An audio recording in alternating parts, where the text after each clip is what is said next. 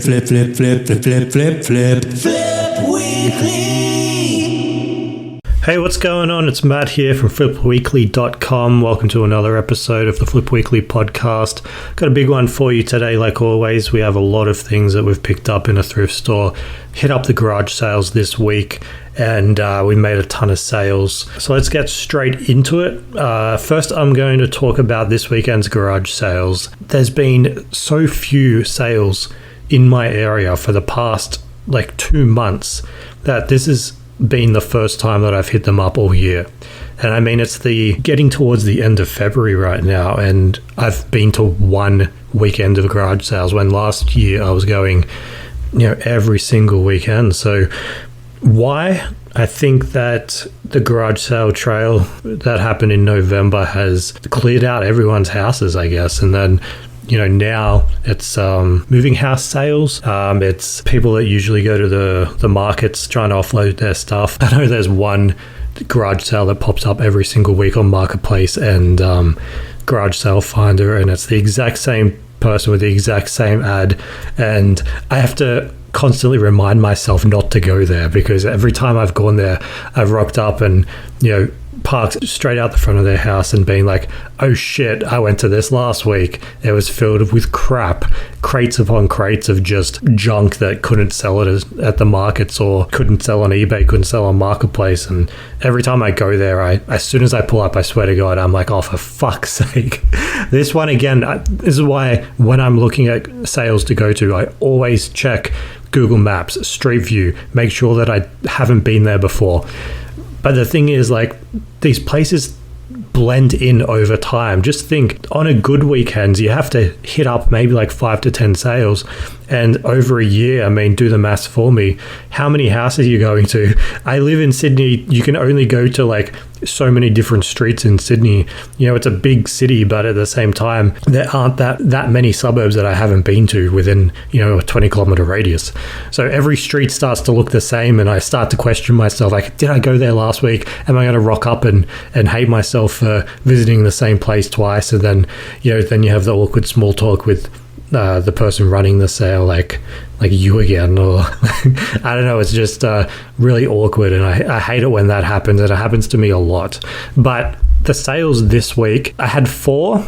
I'd looked at the sales the night before, and I looked at the potential route, and I was thinking, there could be a couple that I could go for the day. If there was 3, I probably wouldn't have gone.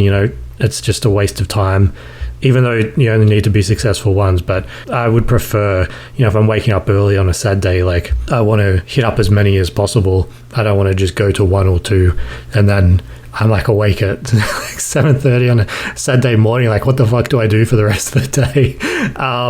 Because I have nothing else to do, because I have no, I'm just kidding. But yeah, I hit up 4. The first one that I went to, I can't even remember the suburb, but it was a bit of a drive, maybe 20 minutes. And the reason that I went to that one first was the ad said retro gaming in the description.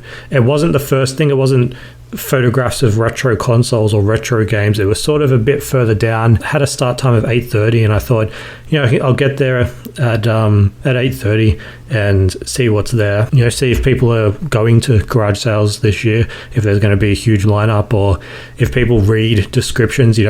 As we sell on Facebook Marketplace, I'm pretty sure we can attest that people do not read descriptions. They read the title. They might not even read the title. They look at the photo and is this working? And then you have in the description in bold capital letters, this is working. You know what I mean? So I was sort of counting on people not reading the description. I rocked up at 8:30 exact.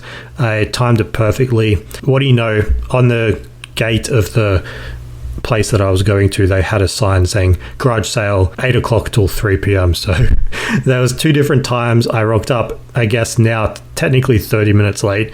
It was already full. There was nothing resembling retro gaming there anymore. So it went early.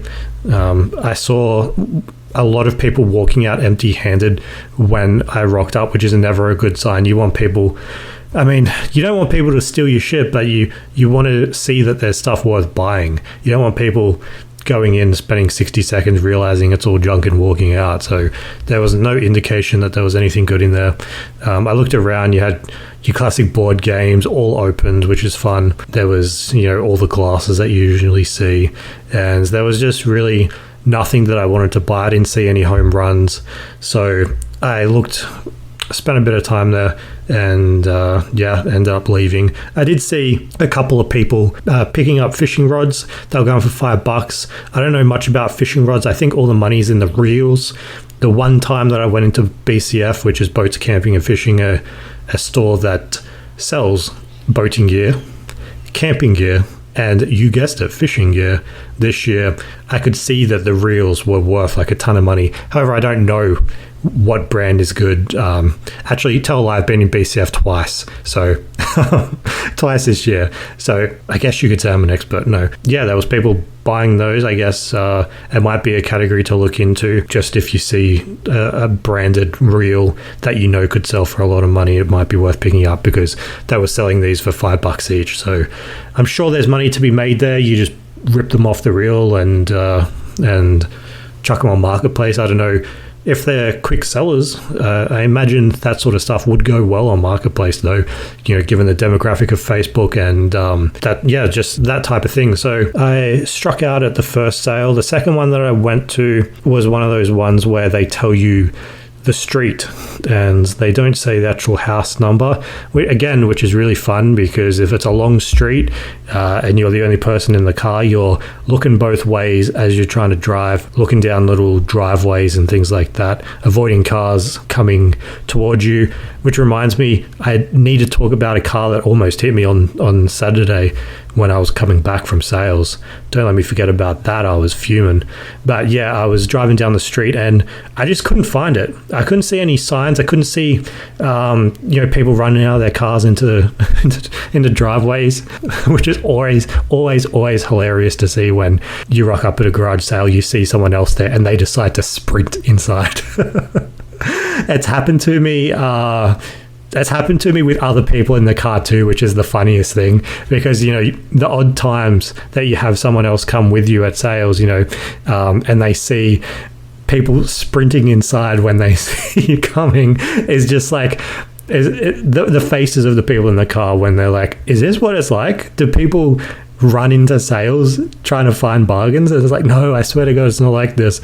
But yeah, I remember rocking up at the sale and this guy had just left the sale beforehand and he pulled up at the same time as us and all three of us got out of the car and this guy ran across the road, like this 2-lane road, to run inside. And like as he's running inside this sale, he was like, it was sort of like a horseshoe shaped and he like did a mini jog around the horseshoe to see if there was anything there that he liked. Which is cool. He's gonna get he got there before us, so if there was something worth buying then he would have got it to it first. But it's just so funny to see somebody sprinting in for 9 times out of 10 it's going to be glasses and plastic junk.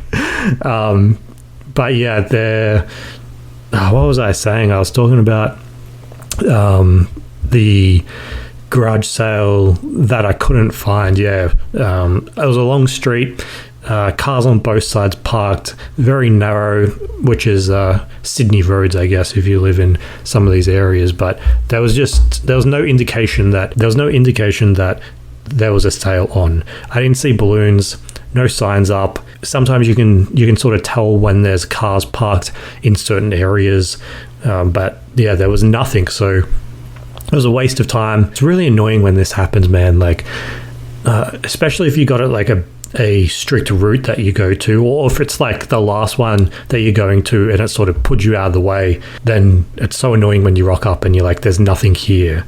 Like, it just makes me want to knock on everyone's door and ask them, are you the one with a sale? But alas, there was nothing. Drove away from that area hastily and, muttering under my breath.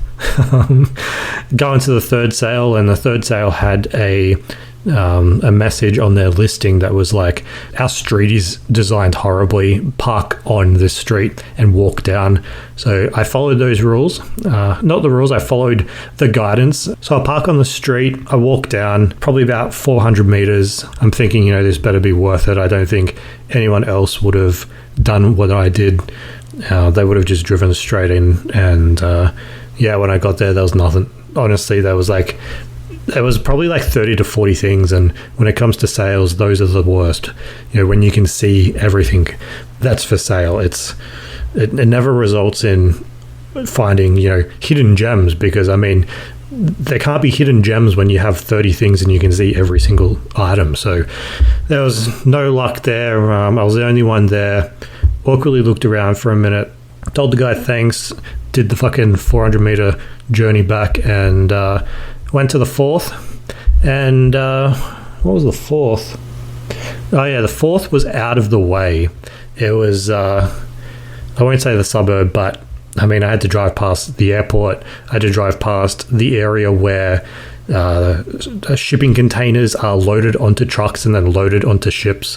I was fascinated looking at that, to be honest. I was like, I wonder if I could spend a day in there once and just check everything out. But probably be it's probably a terrorist hazard, right? But anyway, drove past all that and found this sort of newish spot. That's the other thing with going to these sales. You always find new suburbs, and you find these like little cafes that you go to after finishing sales, and you're like, fuck, this is cool. Like I would never be in this area if not for this garage sale. Like I wouldn't even know that shipping area was there. But I went there. Guy was cleaning his car, so there was nothing happening really. There was nothing that I saw that I thought was worth picking up, taking home, listing, and trying to make some money from it. It was sort of disappointing. A disappointing day for the first day back. This was, like I said, first garage sales of the year really, and I literally came home with nothing. I didn't spend any money. I went to all the sales and came home empty-handed. But it is discouraging. But at the same time, like, how many times have you come home from sales with like jackpots, with stuff worth a lot of money? The garage sale trail, the first day that I did it, I came home with like, I think I wrote a Flip Weekly issue, and it was like I spent like $100 and the value was like $1,500 just from sales. So whilst this one sucked, it's not always like that. And the thing that is disappointing is when you do it with other people and you have days like that, because then they think, well, this is a waste of time. I've wasted my Saturday morning, and I could have been in bed.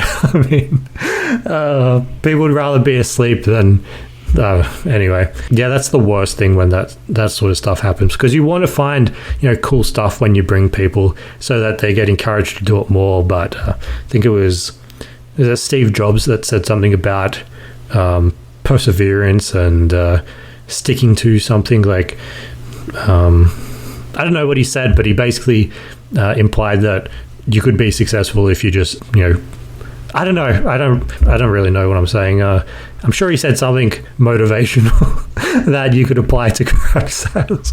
But that was the sales for the garage sales for the weekend. Disappointed, but it hasn't persuaded me to stop going to them. Next week, I might get even luckier, but garage sales are only one part of what we do. We don't just hit garage sales, we hit up thrift stores when we can. We have some amazing finds in thrift stores for this week. I'm going to go through them with you now and tell you all about them. We had a good week in the thrift. I've been focusing mostly on buying items that are going to sell for over $100. I don't want to be picking up anything less. I'm really over just getting those smaller items. I just want cooler, unique stuff that is just going to go out the door quickly and that I don't have to store. I don't want to have to get so much stuff that I start creating like a SKU system. I just want like small amounts of stuff, really cool stuff, preferably smaller in size. Yeah, interesting items that I can talk about, that I can write about. This first item, this is the item that the newsletter is named after for this week. It's a DVD. Like I've said so many times before, I don't really like picking up DVDs. I don't find them that interesting unless the subject matter interests me. I mean, that makes sense. But yeah, this first item is an anime DVD or a manga. I'm about to say manga DVD. It was $6 from a Vinnie's thrift store. I honestly don't know anything about it. I get attracted to DVDs that look sort of, manga or anime, because they usually have a higher sale price. So I saw the spine of this and I was like, oh, that looks sort of, I'm judging a book by its cover. I'm judging a DVD by its cover. I guess you could say I'm, in a way, like racially profiling DVDs.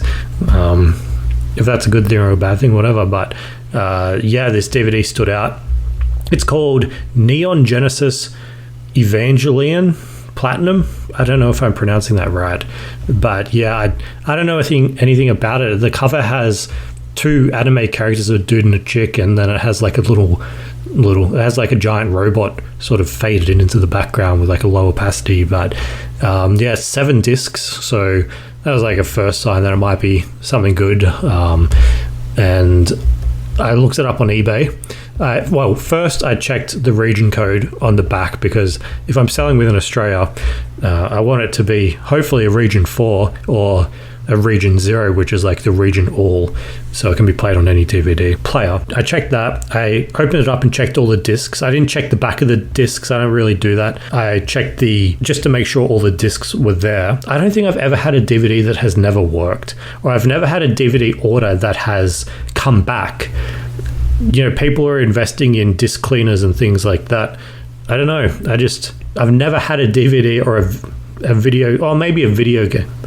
I've had video games that don't work, but I've never had a DVD come back, and I do my best. I check out most of the backs, even when I'm photographing them, just to make sure that they don't have a huge like scratch mark on them.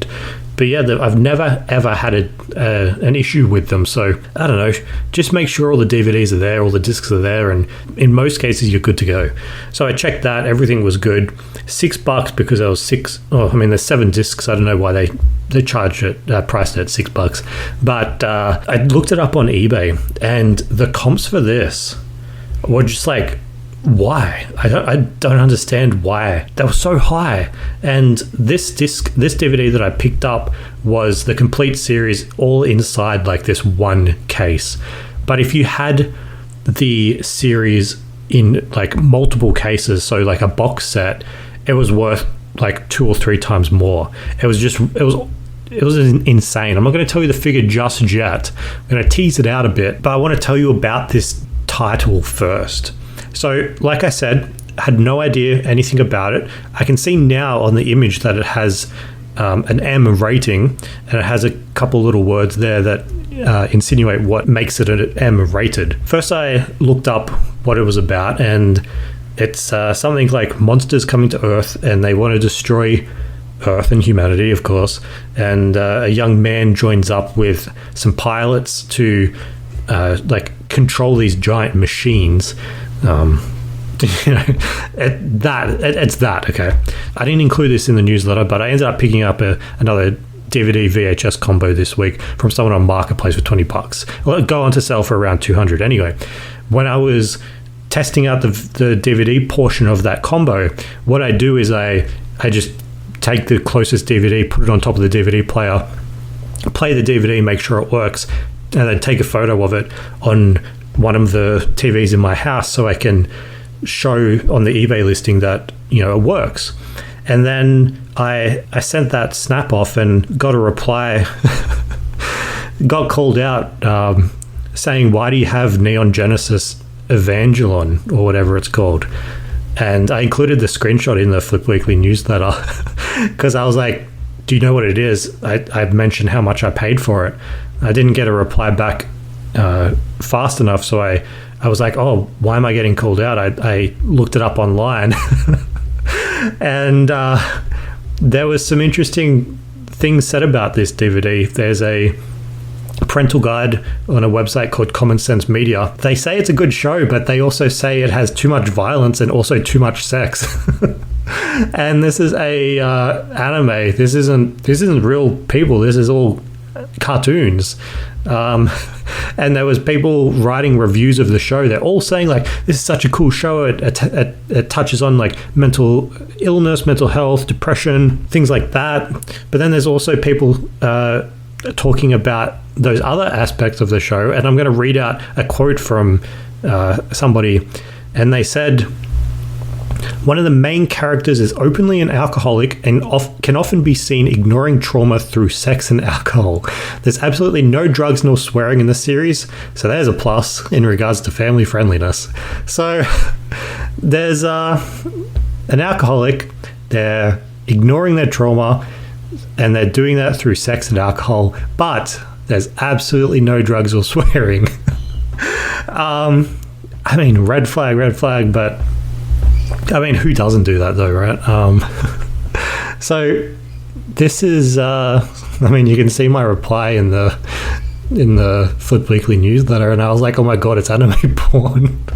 I've included this DVD in the listing for the VHS DVD combo, and I've included photos of it, and then I'm just thinking like, oh man, if the people in the thrift store knew what this DVD was, and then they see this creepy old man, me, coming up and buying it, like, I would have been so embarrassed if I knew what it was beforehand. Like, the amount of times I bought anime stuff and it's turned out to be creepy stuff, like, it happens way too much. Like, I've bought maybe like 3 things before that are anime.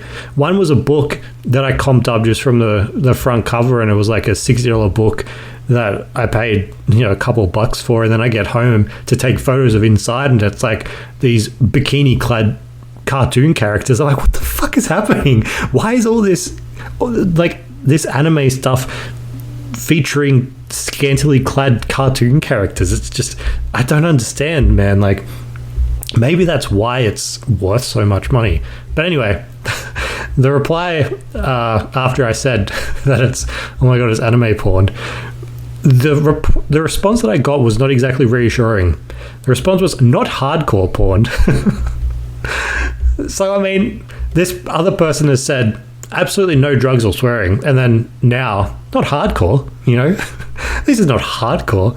I haven't seen this. Don't come at me if you're a fan of this show and you say like, oh, it's actually a good show and that stuff is overblown. I just don't understand why. I mean, I guess you could say, TV shows, they have sex scenes. This is a TV show, it has sex scenes. Yeah, okay, I can see that. Tiny bit different though when it comes to cartoon characters, like hand-drawn characters. I don't know, like, it's just, I was embarrassed afterwards thinking like, oh god, I hope this Vinny's thrift store employee is judging me too hard when they saw me coming up to the counter with this DVD and this DVD alone. Like, I've looked through everything. I'm not interested in anything else, just this one DVD that has trauma dealing through sex and alcohol. But regardless, I looked up comps. This thing on eBay,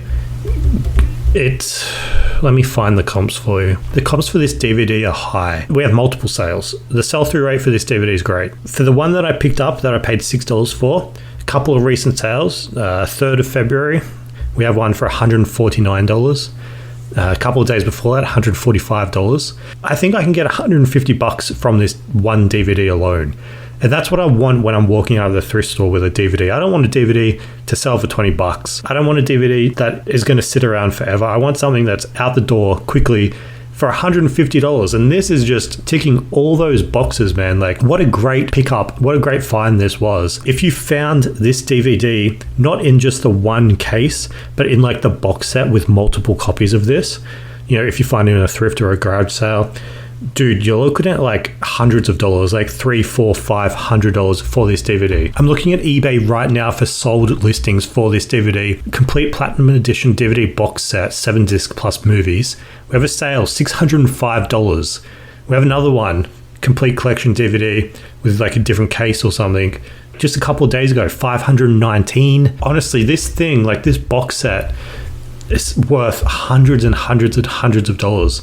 You should be getting excited anytime you see anime DVDs, whether it's at a garage sale or thrift store. You have my permission to racially profile DVDs.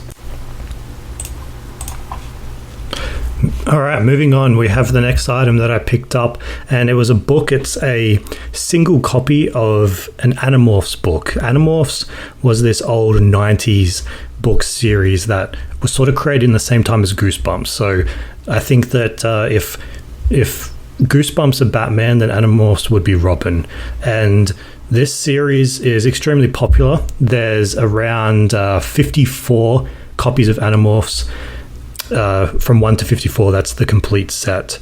And the item that I picked up was sort of like a spin-off version, but still Animorphs. So it's called Visor or Visor, and it's a hardcover copy for $3. I picked it up mostly because a couple of weeks or months back, I found number 1 to number 5 of Animorphs with a special like 3D hologram cover on them, and they'd been sitting on eBay for $60. I picked them up at a thrift store where the deal was 3 for $2. I think I got them for like $3, maybe $4, and they just weren't moving even though they were getting views. And I thought, what if I pick up this Animorphs hardcover copy book for $3, I add it to my listing, but I don't increase the price?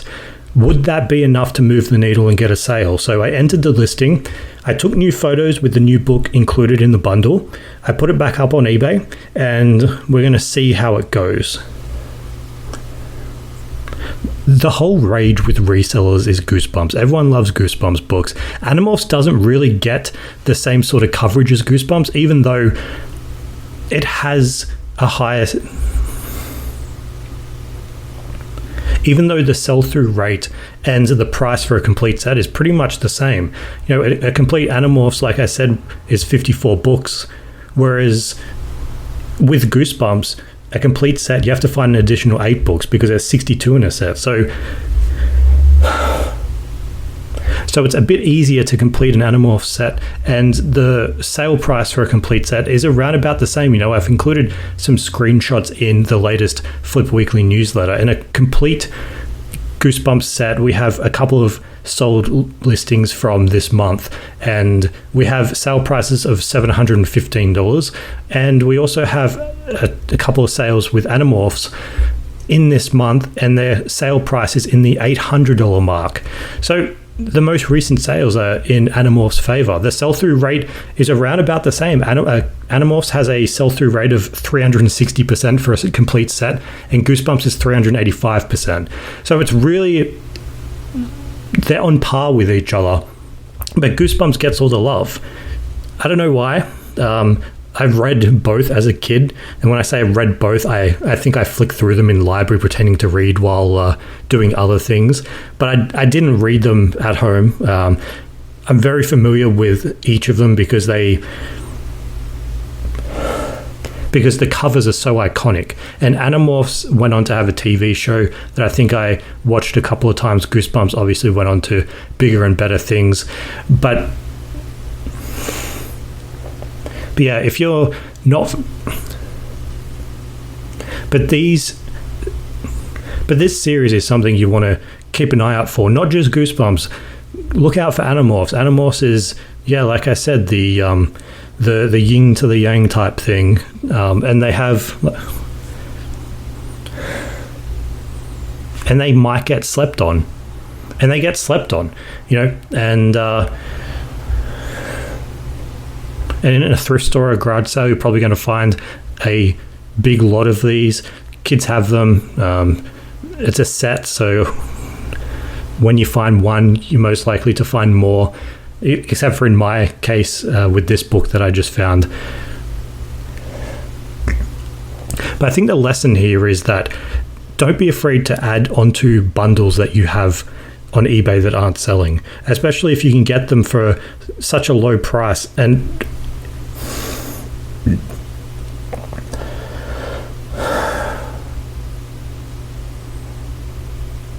especially if you can get them for such a low price and your sale price is going to be high. So would I buy this $3 book if the five Animorphs books that I had were only going to sell for like $30? Probably not. But to be able to spend $3 on an item that is being added onto a $60 item, $60 bundle, that to me just makes sense. It's like paying $3 to sell it quicker. And when it comes to shipping, the book didn't add on that much more, so it's going to be the exact same price. So I think it's a no-brainer, and yeah, there's no reason for you not to do it.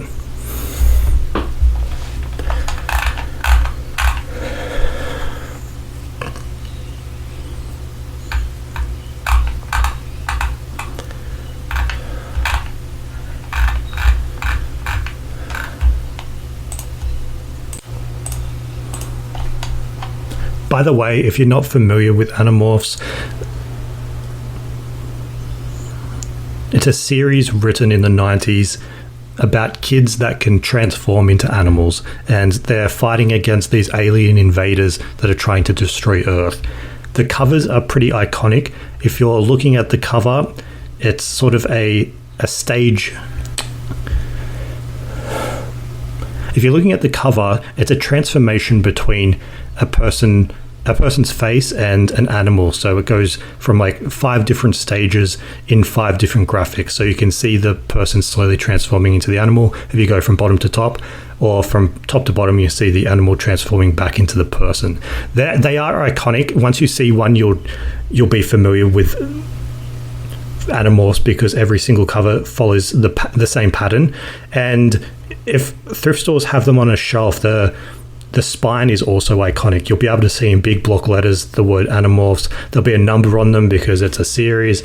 They'll also have the title, and they have the little Scholastic logo. So Scholastic logo is what you want to be looking for. It's like a little red square rectangle thing at the bottom of the spine, and it has an open book. So that's the Scholastic logo, and of course it's written by K.A. Applegate, so you'll have Applegate written on the spine too. But yeah, that's what you want to be looking out for. And the bundles sell quickly. They sell for a lot of money, so keep an eye out for them. The next item I spotted in a thrift store, and it had a $40 price tag.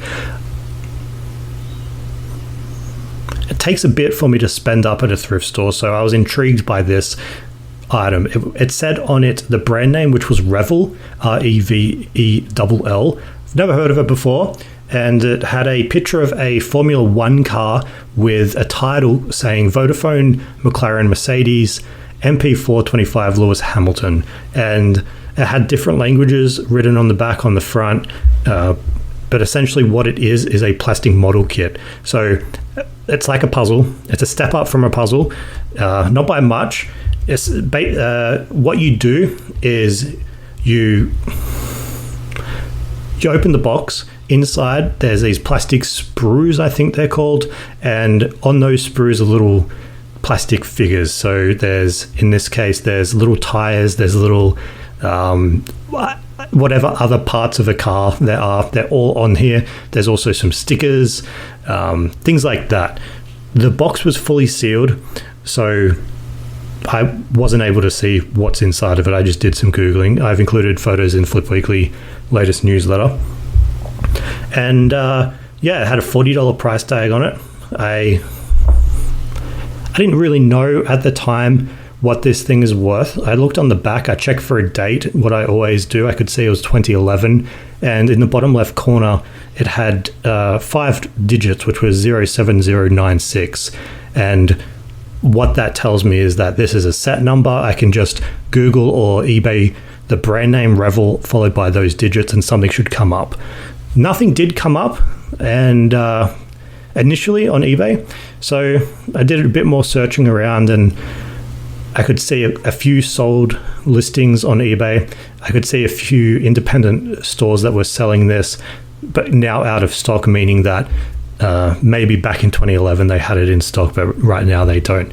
So I was intrigued. They also had another set, but it was open, and I didn't want to go through what I went through with the Matchbox puzzle that I picked up a couple of weeks back, where I had to do the puzzle and then spend a couple of hours on it and realize that it was missing a piece. I didn't want to do that with this. I didn't want to open up a box and see that like 4 tires were missing, like it's being parked on the side of the road in Inner West Sydney.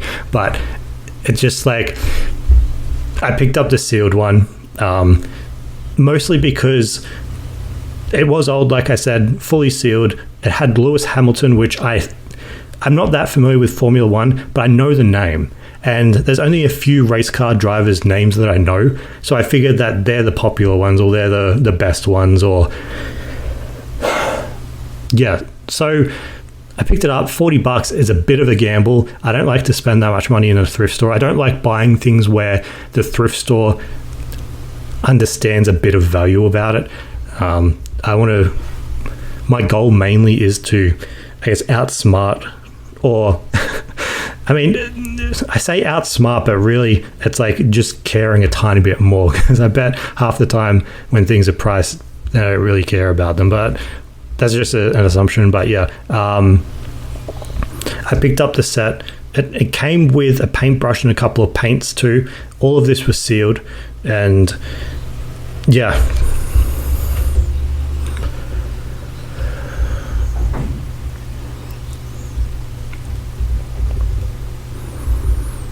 So I get home and I look on eBay to check out the sold listings, and I can see that there's 3.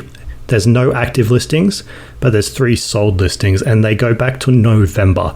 There's one basically every month until now, and they start off at $59, and then they go up to $77, and then they go up to $99.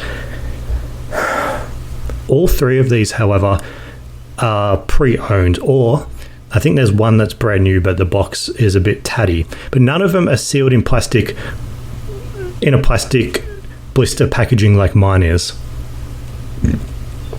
Mine is the only one that comes with the paintbrush and paints. So I don't know why. Maybe it was an Australian release. But either way, I think that if all of these were active listings, not sold, mine would still be the better one of this. And that gives me hope that I can get a bit more money for it. You know, the last sold was in 18th of January, so a month ago, and it sold for $99 in the UK. In a tattered box. The box was completely tattered. So the sale price has gone up every single month. It's rising quick, you know, $20, $30 a month. It's going up. It's rising quicker than Australian house prices. And I figure that with the one that I have, being the only active listing, I can ask for at least $150. Bought it for $40. If I can sell it for $150, I should be able to get, you know, my $100 profit.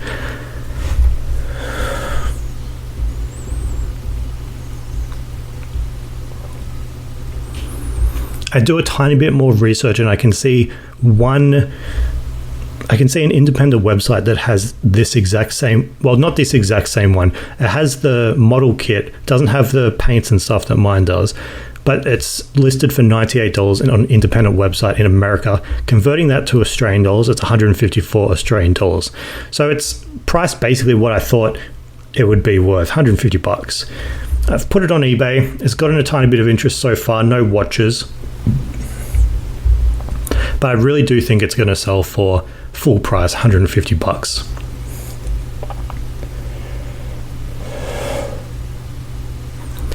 And if you watch the Aussie Flipper on YouTube, you'll see that he had a video the other day talking about getting excited when he sees thrift stores with high prices on items, because it means they've done a tiny bit of research. They know that this is valuable, and they may leave a bit of money on the table. You know, if they see an item that sells on eBay for $200, they might think, well, this is a bit too much for my store. It might be in a neighborhood that has an average sale price of like 25. So instead of trying to get the full amount, 200, they'll try and get $100, and then that leaves $100 that we can try and make some money on. And I think I agree with that. I get excited. I don't exactly get excited when I see high prices, because I don't want...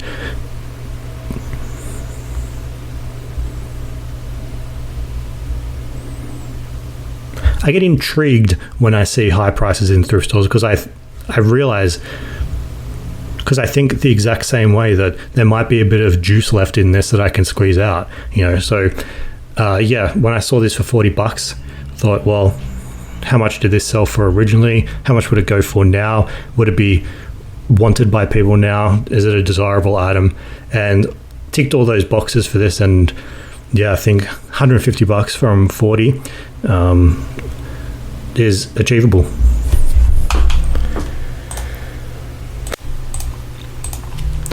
Speaking of paying up, the final item I'm going to talk about, I saw when I was walking out of the thrift store. I saw a new trolley coming out and I spotted a Sony logo. Sony is always going to be something that I'm interested in. And I could see it underneath a whole bunch of glasses that there was a Sony PSP, a PlayStation Portable, for $60. I didn't pick it up at the time. I ended up walking up the street. I needed to do the post for the day. And I came back and it was put on the shelf inside the glass cabinet. This was a inside of a box. It was a box PlayStation Portable, a video game, handheld video game console. And I decided,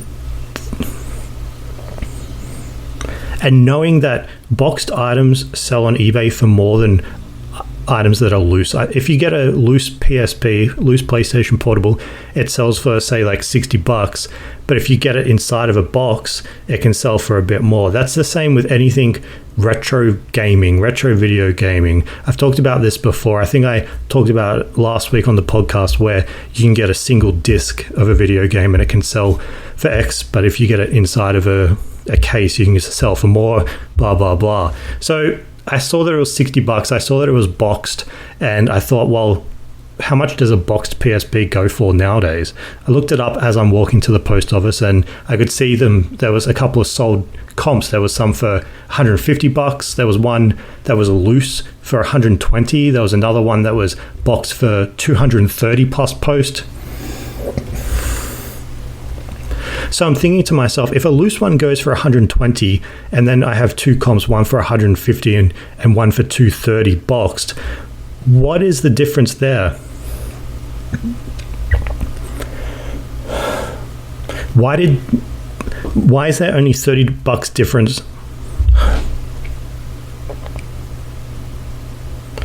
So the loose one, $120 plus 15 postage, so $135 total for a loose PSP. And then the top comp was the boxed version for $150 free post. So that person would have spent at least $15 in post. That brings the price down to $135. Okay, stay with me here. And then the other comp was for $230 plus $18 of postage. I know I'm throwing a lot of numbers at you, so I'm going to round it up right now. I figured that the top comp of 150 free posts for a box PlayStation Portable was underpriced. I think that the true value was the $230 PSP box plus post. Okay. What does all this mean? It means that I can sell this for around $200. I can buy it for $60. I can sell it for $200. So now comes the walk back from the post office, the walk of shame back inside this Lifeline thrift store to be like me again. I'm here for the PlayStation. I want to check it out though. I opened it up. I took it out of the cabinet. I opened it up. I need to see if it was complete, because if there's just a PlayStation Portable in there with nothing else, then it's like it's a box. It's not complete. You can't really list it as complete, and the value just isn't there then. I looked inside. Everything appeared to be there. We had the PSP, we had the cords, we had the cases, we had no games, but we had a demo disc. I did what I always do when I find these electronics. I tried to turn it on. I checked the battery compartment. I checked the memory card slot. All these little things that you should be doing in a thrift store if you're allowed. And everything appeared to be working fine. Then I went to the cash register and the lady said, "Oh yeah, we just put this out." And I thought, well, I know and she was like, "Yeah, I took it home over the weekend and my husband played it. He tested it, he played with it all weekend, and then she confirmed that everything was working." Sort of like made me a bit suspicious, where she said her husband was playing it all weekend, but it only came with a demo disc. And I looked up the demo disc, and the demo disc is just a Spider-Man trailer. The demo disc is just a Spider-Man trailer for the old Tobey Maguire movie. So if he was playing with it all weekend, the only thing this can do is play the Spider-Man trailer. He was watching Tobey Maguire swinging in New York City for 48 hours, or were they keeping the games? I mean, not to put the tinfoil hat on, but you can't be playing this PlayStation Portable all weekend without any games, unless you really, really, really like Spider-Man. But yeah, I picked it up, $60. I've decided to put it on eBay for $200, like I said. I've put it on Marketplace for $150. I've had a lot of people save it and send me messages. All the video game Marketplace people have come out, which I find fascinating. You know, video games on Marketplace are such a popular topic, and the way the resellers act on Marketplaces, it's very aggressive. It's very it's lowballing. There's so many. The lowballs are insane. It's like, would you take 50? I'll come out right now. That type of thing. I mean, I respect the hustle. But yeah, I always find it fascinating listing games on Marketplace, because I'm like, dude, I'm one of you. Like, don't lowball me, bro. Like, I don't want to sell this for like $25. I'm not in a rush to sell, you know. But yeah, I think that I can get 200 for it. That would be 16 to 200.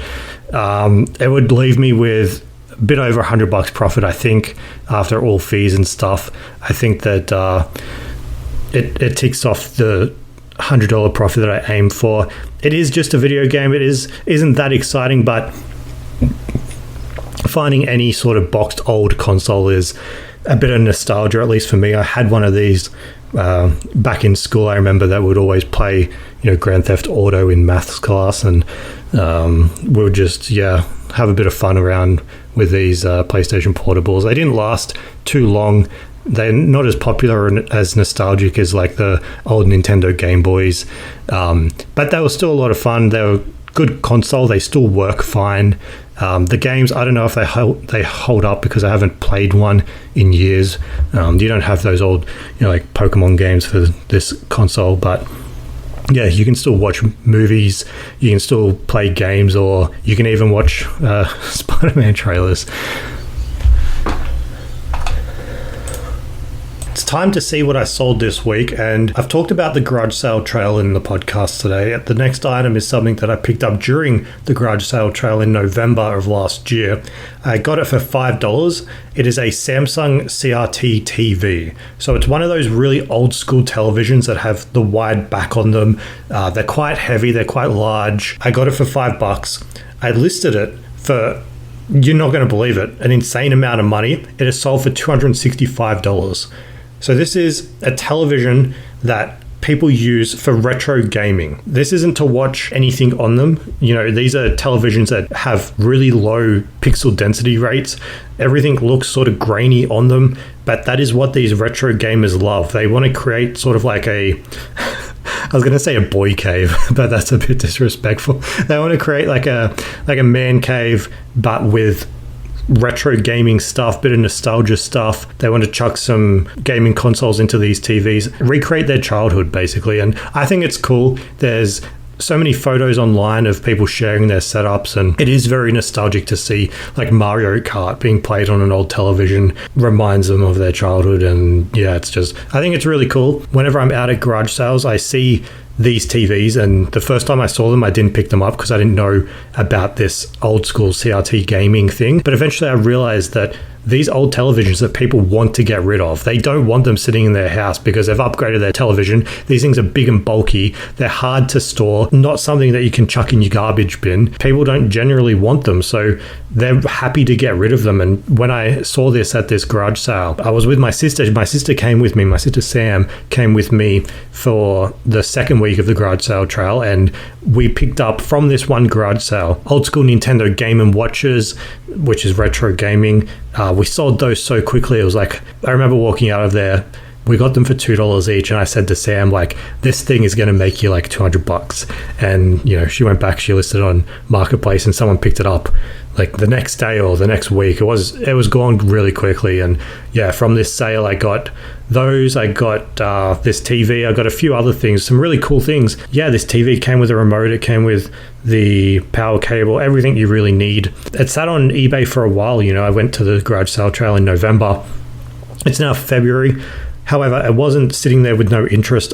I wasn't thinking that, you know, this thing isn't going to sell. Every single day it had views going up and up and up. Every single day it had a new person watching. I think by the end of the sale, it had like 15 people watching it, or it was something that I knew was going to sell eventually. And I think that if you go to garage sales and you see these TVs, they are an item that you want to pick up. But I want to tell you what you shouldn't do when it comes to these TVs, okay?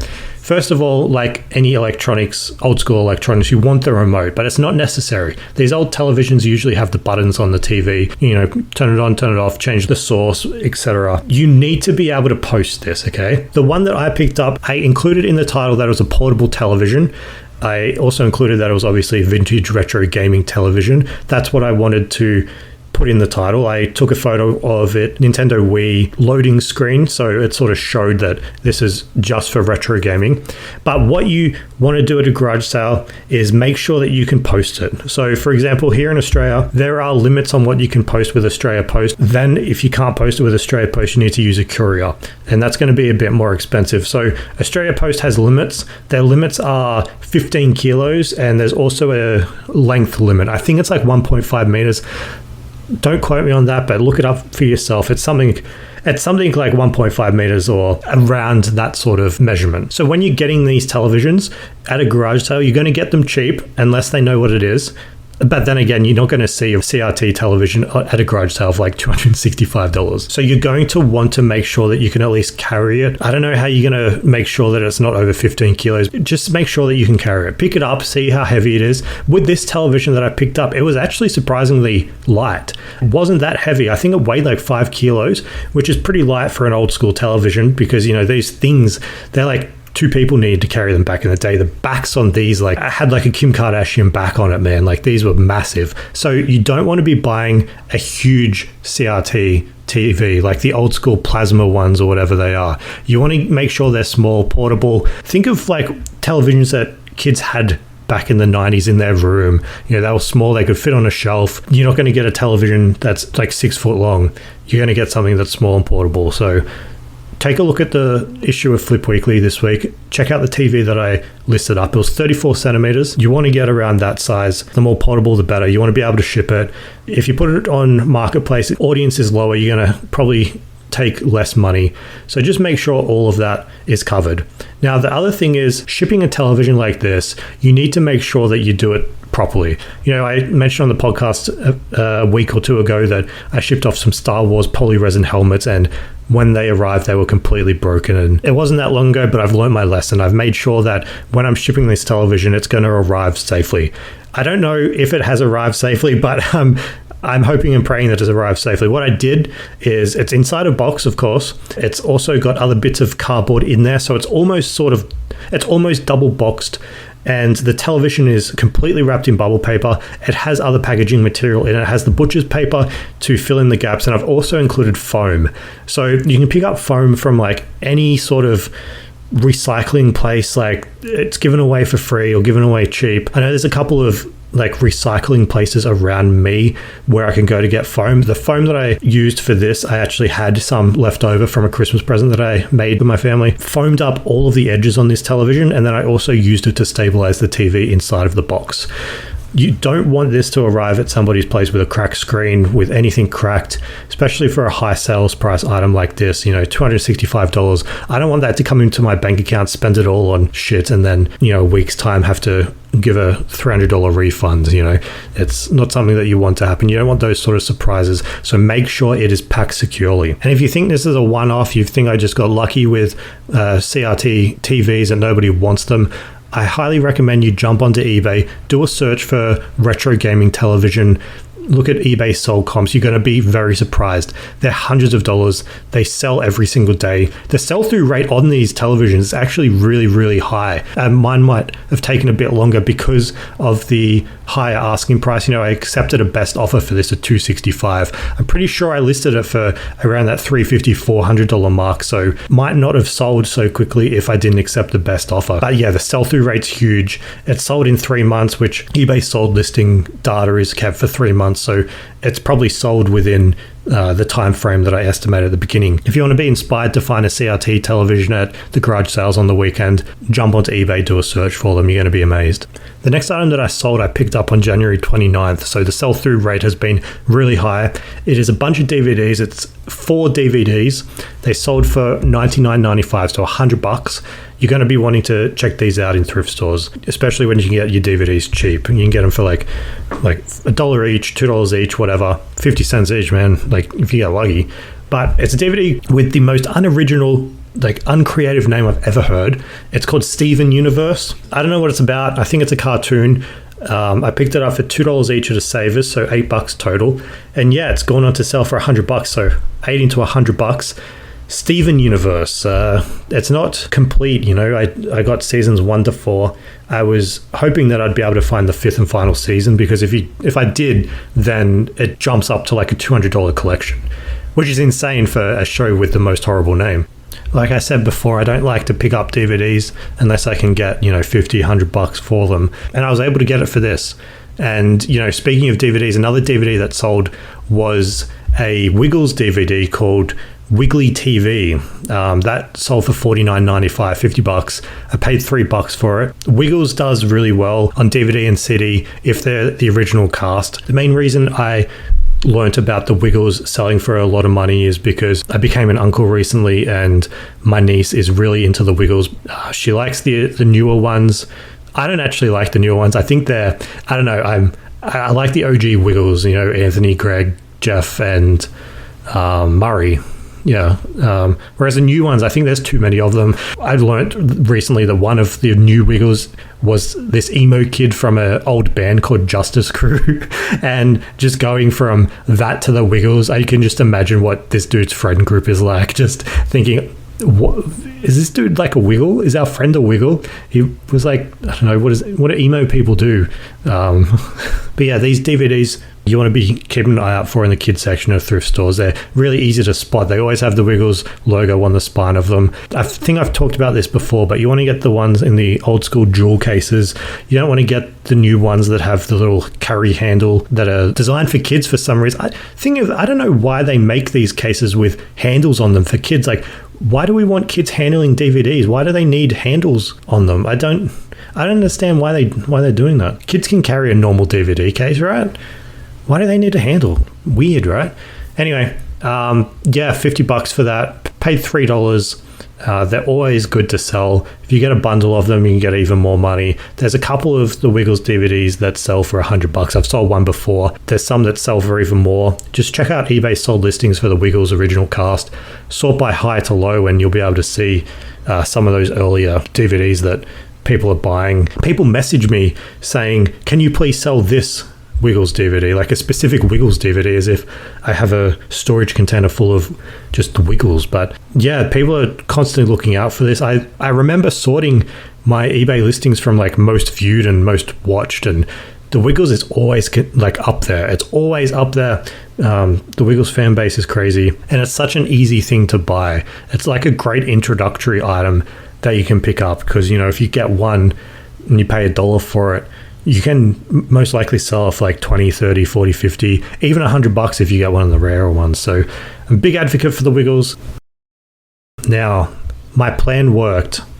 The next item that sold was the bundle of Animorphs books that I just talked about earlier. They were taken down, rephotographed with the new book that I picked up for $3, put back on eBay for $60, and they've gone on to sell within like a day or two. So doing that has been successful. It shows the power of ending like a stale listing and improving upon it. It's impossible to know whether it would have sold if I just ended it and relisted it with the exact same amount of books, but it's good that it was able to sell with the new edition. So you can deduce from that two things. One, keep an eye out for animals books. 2, don't be afraid to improve upon your existing listings. That is the podcast for this week. We don't have any reads to go out, but if you want to get in touch, if you have any cool finds that you want to talk about, if you want to mention them, email matt@flipweekly.com, or you can go on flipweekly.com, submit a message through the contact form. Remember to follow Flip Weekly on social media, Instagram, Facebook, YouTube. We got some videos coming out on Instagram and YouTube. They're just shorts, but you can still check them out. Go on Instagram to enter our competition. It ends soon. You can win yourself one of 3 $50 Vinnie's gift cards. It's easy to enter. All you have to do is interact with the post. Thank you again for listening. I'll see you next week. Have a great week. Enjoy garage sales on the weekend. Hope you can find some cool shit at the thrift store. Goodbye.